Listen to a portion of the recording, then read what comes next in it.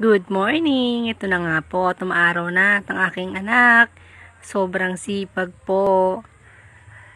Araw-araw nagwawalis ng aming harapan, loob at labas. Diyos ko po.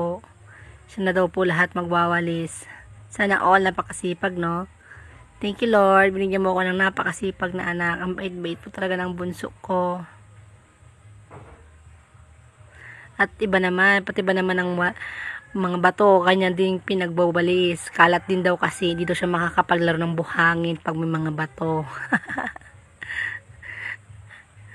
Share ko lang naman sa inyo, habang siya ay nagliligpit ng sleeper, siya na may dumadakdak. Mga sleeper nyo daw, itabi nyo.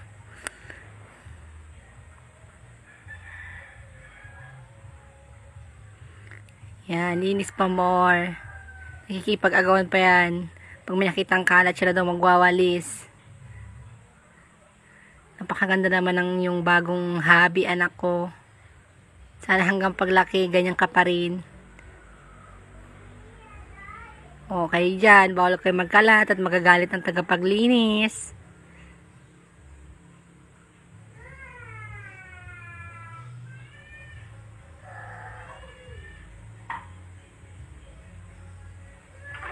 Sige pa naman dakdak, Gideon, bakit ka daw umupo dyan, nagwawalis daw siya.